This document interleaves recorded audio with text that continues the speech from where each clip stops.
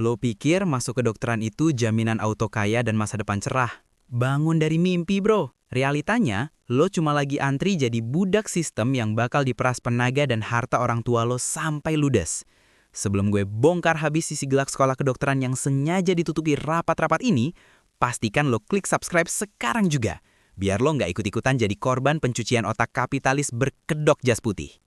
Gue tahu banget, di kalender arisan keluarga tingkat dewa, di mana kasta sosial diukur dari merek tas jinjing dan kilau cincin berlian, saat nyokap lo bisa pamer sambil slow motion minum sirup melon dingin, Jang, anak gue masuk fakultas kedokteran loh. Itu adalah momen puncak, goal hidup. Seolah-olah jas putih itu adalah jubah magis paling sakti abad ini. Seolah-olah detik itu juga, dompet keluarga lu otomatis kebal krisis moneter dunia, garansi hari tua cerah benderang tanpa bayang-bayang utang, bak lampu stadion utama Gelora Bung Karno.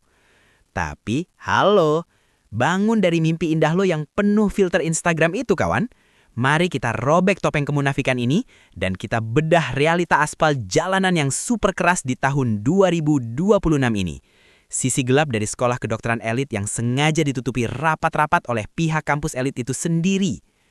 Jangan coba-coba skip video ini kalau lo atau orang tua lo yang malang itu lagi diam-diam nyiapin sertifikat tanah warisan kakek buat dijual demi bayar uang pangkal gila-gilaan. Karena gue hari ini di sini bakal kasih tahu lo kenapa sertifikat sarjana kedokteran yang lo kejar-kejar itu sebenarnya adalah tiket jalur cepat menuju mesin penyedot uang paling brutal abad ini. Nanti di akhir video, gue akan bongkar rahasia pamungkas gimana ekosistem ini menjebak lo seumur hidup. Jadi siapkan mental lo sekarang juga, sebelum semuanya terlambat dan makin hancur berantakan. Sekarang kita langsung tancap gas masuk ke poin pertama yang akan membuat lo mual. Sebuah fenomena absurd yang gue sebut sebagai turnamen pamer saldo kasta menengah. Lo pikir masuk kedokteran lewat jalur mandiri di universitas elit itu pure murni adu pintar, adu-adu logika, adu isi lembar jawaban komputer pakai pensil 2B kesayangan lo dari zaman SD. Hah, bangun dari pingsan lo sobat. Ini bukan ajang olimpiade sains tingkat kecamatan. Masuk kedokteran lewat jalur mandiri itu hakikatnya adalah adu tebal buku tabungan orang tua lo. Titik, tanpa koma. Di mana angka di rekening koran wajib bisa tembus miliaran rupiah untuk uang sumbangan pembangunan institusi yang setinggi menara seluler itu.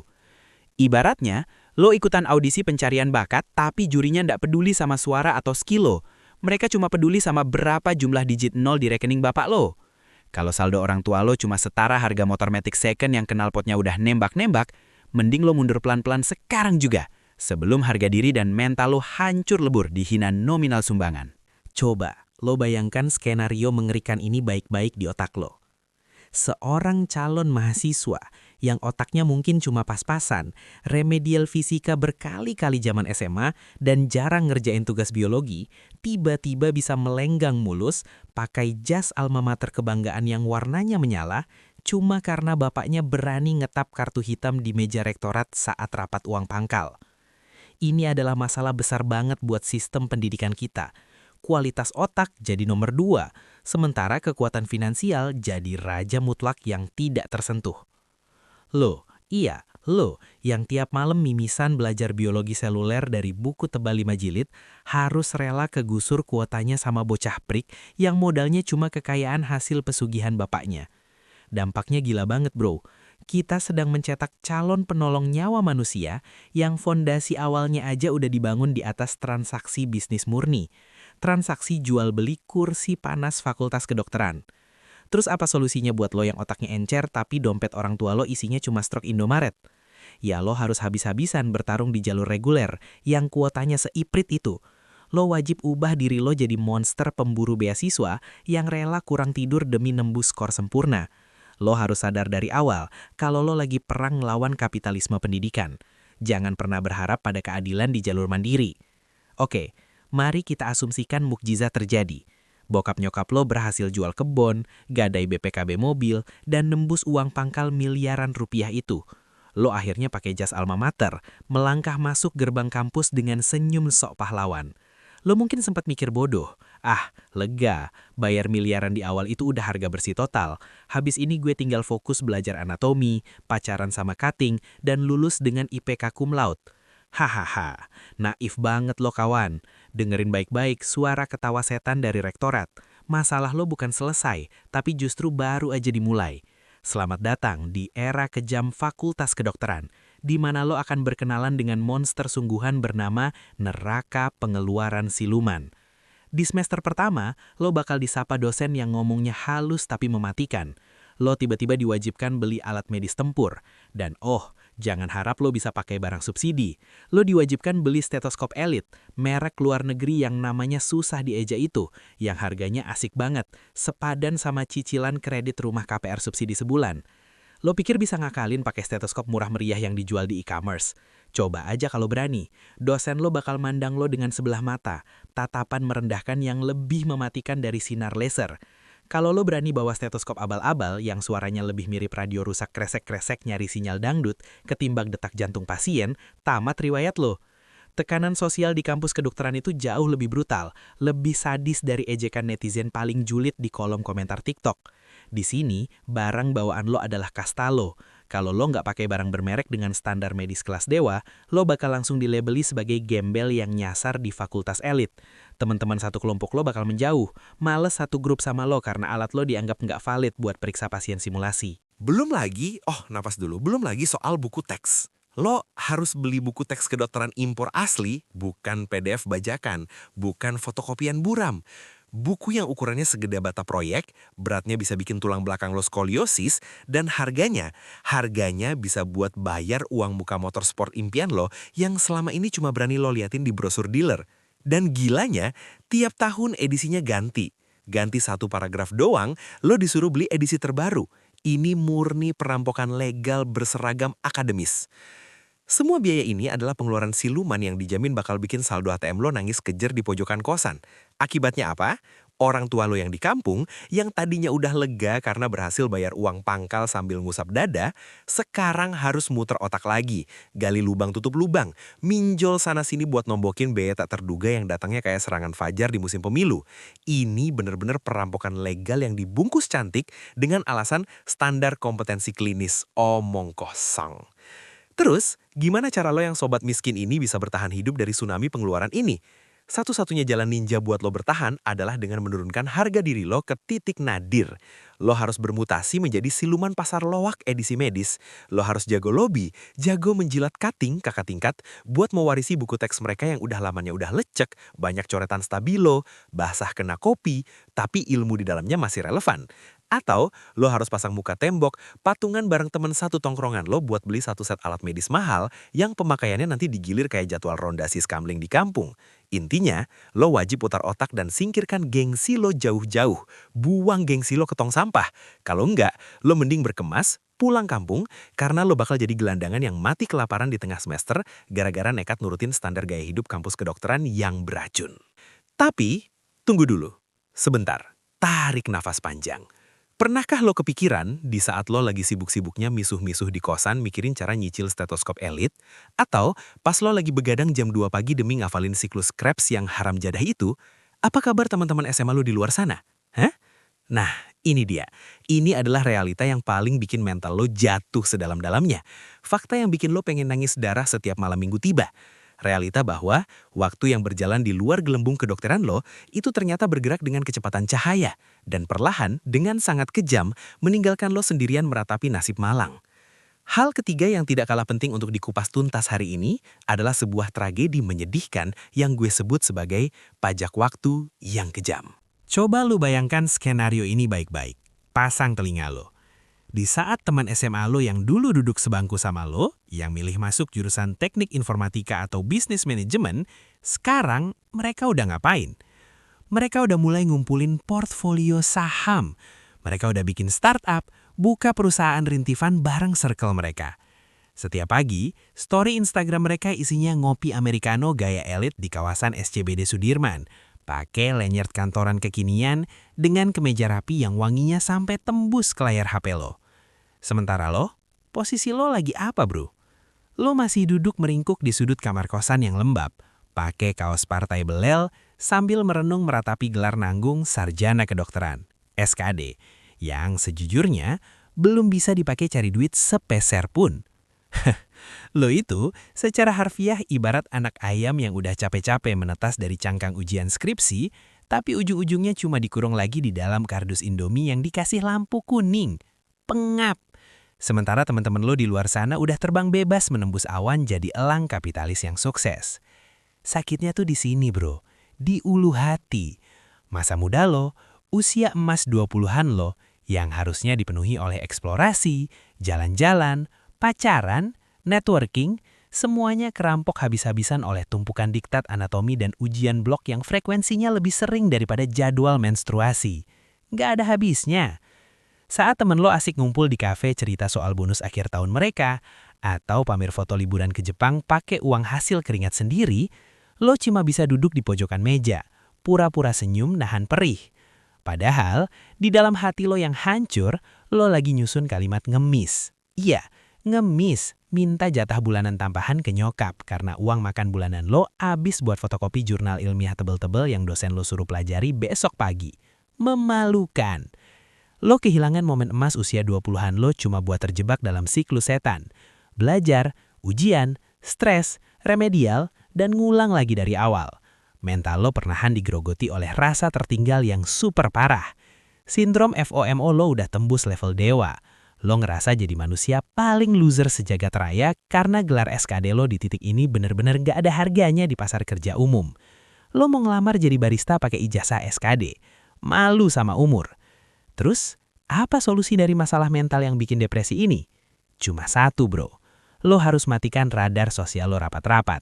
Delete aplikasi Instagram, hapus TikTok, dan jauhi grup obrolan alumni SMA atau SMP yang isinya cuma ajang pamer pencapaian karir dan undangan nikah. Lo harus fokus mencuci otak lo sendiri. Tanamkan pola pikir bahwa pendidikan dokter ini adalah investasi jangka panjang. Sangat panjang. Dan masa panen lo emang datangnya bakal telat banget. Kayak nungguin kereta ekonomi telat datang di stasiun kecil saat hujan deras. Lama dan menyebalkan. Tapi ya mau gimana lagi, nasi udah jadi bubur dan buburnya udah basi. Tapi jangan senang dulu dan jangan kira penderitaan batin lo meratapi teman-teman lo yang udah sukses itu adalah akhir dari segalanya. Oh, tentu tidak semudah itu Ferguson. Kita udah menyelesaikan masalah pajak waktu dan hilangnya masa muda lo. Tapi bagaimana dengan nasib fisik, tenaga, dan tulang punggung lo di lapangan anti? Nah, ini dia yang sangat mengejutkan dan dijamin bakal bikin bulu kuduk lo merinding parah. Karena eksploitasi yang sesungguhnya, perbudakan di zaman modern, baru saja mau dimulai di depan kelopak mata lo. Persiapkan mental dan batin lo sekarang juga untuk mendengar fakta tergelap dari sistem pendidikan medis ini. Lanjut mengupas poin keempat, kita akan membahas sistem paling gila, paling tidak masuk akal sejagat raya yang dilegalkan oleh negara yang bernama perbudakan legal berkedok koas. Coba, gue minta lo cerna baik-baik kalimat gue ini. Pakai logika lo yang paling jernih. Lo bayar uang kuliah super mahal, berjuta-juta, bahkan ratusan juta, lo transfer ke rekening kampus kesayangan lo tiap semester. Status lo adalah mahasiswa yang membayar. Tapi anehnya di praktiknya di lapangan, lo malah dikirim ke rumah sakit untuk kerja rodi. Lo ditarik dari kasur empuk lo jam 3 pagi buta. Di saat ayam jago aja belum kepikiran buat bangun, lo udah harus lari ngos-ngosan menyusuri lorong rumah sakit yang dingin dan bau karbol. Dan tugas lo di sana apakah lo duduk manis di ruangan elit ber-AC sambil meracik obat ajaib? Tentu saja tidak. Tugas lo adalah menjadi pesuruh kasta terendah. Lo disuruh nyatat ratusan lembar rekam medis pasien sampai jari lo keriting dan mata lo juling. Lo disuruh dorong kasur pasien bapak-bapak seberat kuintal dari ujung bangsal ke ujung bangsal lainnya, ngelewatin lorong yang panjangnya kayak jalan tol. Dan puncaknya, lo harus berdiri tegap, nahan nyantuk cuma buat dengerin omelan, cacian, dan makian dari dokter senior yang suasana hatinya lebih labil dari cuaca pegunungan. Lo salah sedikit dimaki bodoh. Lo telat sedikit disuruh push up atau dijaga malamkan berhari-hari. Mereka bertingkah seolah-olah mereka adalah dewa dan lo cuma keset basah di depan pintu ruang IGD. Dan bagian paling lucunya, bagian yang bikin otak kapitalis gue meledak, lo melakukan semua pekerjaan berat itu dari pagi ketemu pagi tanpa dibayar sepeser pun. Alias gratis total, 0 rupiah. Gila gak tuh? Ini adalah kejahatan sistemik yang dibiarkan hidup puluhan tahun dan dinormalisasi dengan kata-kata manis. Lo itu statusnya bayar buat diajarin, tapi di lapangan, lo malah diperas tenaganya layaknya karyawan magang tanpa upah yang tugasnya ngerjain hal-hal clerical remeh-temeh yang sebenarnya bisa dikerjain sama staf administrasi biasa. Dampaknya buat lo, luar biasa merusak bro. Secara fisik, badan lo hancur lebur karena kurang tidur ekstrim, imun lo drop. Secara mental, jiwa lo tertekan parah karena penindasan hierarki medis yang super kolot dan toksik. Dan secara finansial, kantong lo makin jebol tak bersisa. Karena biarpun lo kerja kayak kuli bangunan di rumah sakit tiap hari, lo tetap harus bayar biaya hidup lo bulanan, bayar uang kos, bayar makan, sambil terus ngasih setoran SPP ke kampus. Hah, lo tahu lo ibarat apa? Lo ibarat sapi perah. Sapi perah Malang yang udah dagingnya diambil, susunya diperas habis-habisan sampai kering, lalu dengan kejamnya, lo masih disuruh bayar uang sewa kandangnya sendiri. Nggak ada industri lain di muka bumi ini yang seberani, seangkuh, dan sekejam dunia kedokteran dalam melegalkan kerja rodi tanpa bayaran dengan menggunakan tameng suci bernama pengabdian dan pendidikan profesi. Bullshit! Terus, gimana cara lo bisa tetap waras ngelewatin masa-masa suram di rumah sakit ini? Cara satu-satunya adalah lo wajib menurunkan ekspektasi lo sedalam palung Mariana. Jangan pernah anggap lo lagi sekolah, buang pikiran itu. Anggaplah lo lagi ikut wajib militer di Korea Utara untuk melatih ketahanan batin. Anggap aja, dokter senior yang tiap hari marah-marah dan nyembur muka lo, itu cuma skandar karakter robot NPC di dalam game yang sistemnya lagi error. Dan yang paling penting, lo harus pintar-pintar mencuri waktu tidur. Kalau lo nemu gudang perban yang sepi atau sudut ruang jaga yang kosong, tidurlah, walaupun cuma 10 menit dengan posisi duduk. Bertahanlah, telan ludah lo, karena badai ini, semoga saja badai ini pasti berlalu. Tapi, mari kita berandai-andai. Mari kita anggap lo adalah mutan bermental baja yang berhasil selamat dari badai neraka koas, lo akhirnya disumpah. Lo berdiri di panggung, pakai jas putih yang masih licin disaksikan orang tua lo yang nangis terharu. Di titik ini, publik dan tetangga lo pasti mikir, wah, udah resmi jadi dokter, hidupnya pasti auto bergelimang harta, besok langsung beli mobil Eropa keluaran terbaru nih. Hahaha, sini, biar gue gampar ekspektasi lo pakai realita. Lulus jadi dokter umum di zaman sekarang ini, itu ibarat lo dengan polosnya terjun telanjang ke dalam lautan lepas yang penuh dengan hiu kelaparan. Kita masuk ke poin kelima, mitos kekayaan dan realitas gaji receh dokter umum. Kelebihan jumlah pasukan dokter umum di pasaran saat ini bikin nilai tawar lo hancur lebur berkeping-keping. Hukum supply dan demand berlaku kejam di sini. Demi sesuap nasi, demi bayar tagihan kosan dan demi balik modal, lo harus rela merendahkan diri jadi manusia bajing loncat. Lo jaga di 3 klinik yang berbeda dalam 1 hari penuh. Pagi di klinik A, siang di klinik B, malam begadang di IGD rumah sakit C. Dan tebak berapa bayaran per shift lo yang membelahkan itu? Angkanya, saudara-saudara, seringkali nggak beda jauh sama upah minimum regional, UMR. Bayangin betapa tragis dan ironisnya hidup lo.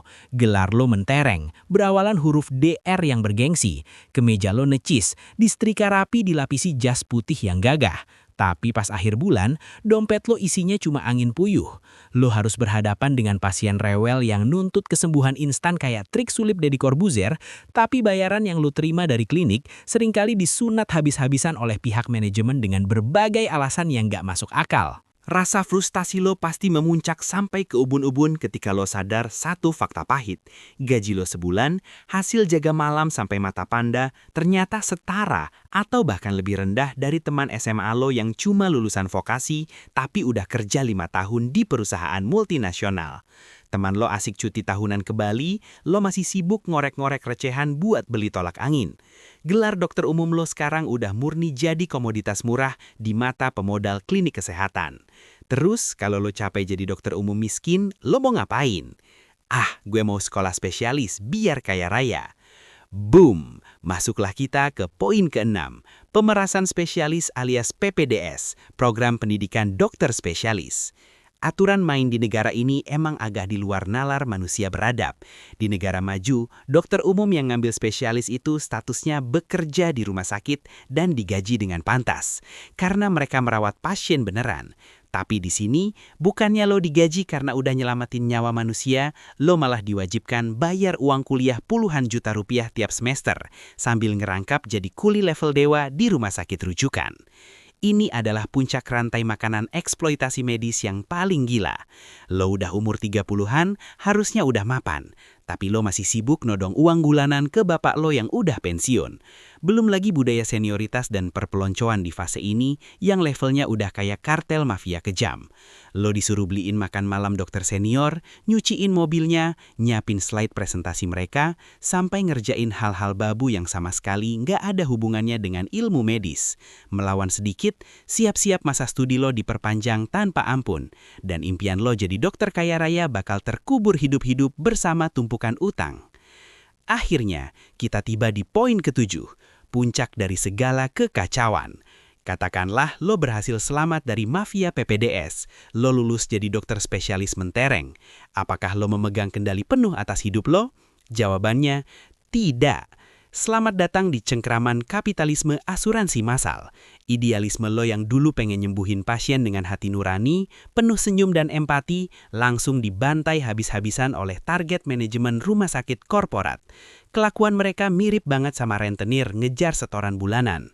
Lo dipaksa periksa 100 pasien sehari dengan durasi maksimal cuma 3 menit per pasien. 3 menit bro, cuma cukup buat nanya, sakit apa bu?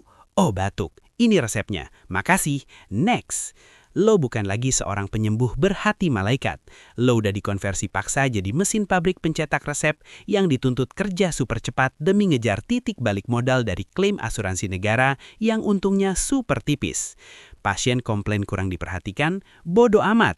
Kalau lo kelamaan meriksa, direktur rumah sakit bakal manggil lo dan nekan lo buat kerja lebih cepat layaknya robot perakit di pabrik. Jadi, inilah realitas aspal jalanan dunia kedokteran yang sengaja dipoles pakai bedak pencitraan murahan. Dari awal lo masuk gerbang kampus sampai lo ubanan jadi spesialis, sistem ini dirancang dengan sangat sempurna buat memeras uang, tenaga, dan kewarasan lo sampai titik darah penghabisan. Dan sesuai janji gue di awal, ini rahasia pamungkasnya buat lo yang masih nekat. Kalau lo tetap ngotot mau terjun ke industri gila ini, pastikan lo punya skill dewa yang gak pernah diajarin di kampus, yaitu kemampuan jualan, personal branding, dan bisnis. Dokter yang jago bikin konten, yang jago marketing, akan selalu menginjak dan mengalahkan dokter idealis naif yang cuma ngandelin hafalan buku tebal. Kalau video ini sukses menampar realita dan ngerobek kewarasan lo hari ini, jangan lupa subscribe, like, dan bagikan penderitaan ini ke grup WhatsApp teman-teman seperjuangan lo. Stay waras!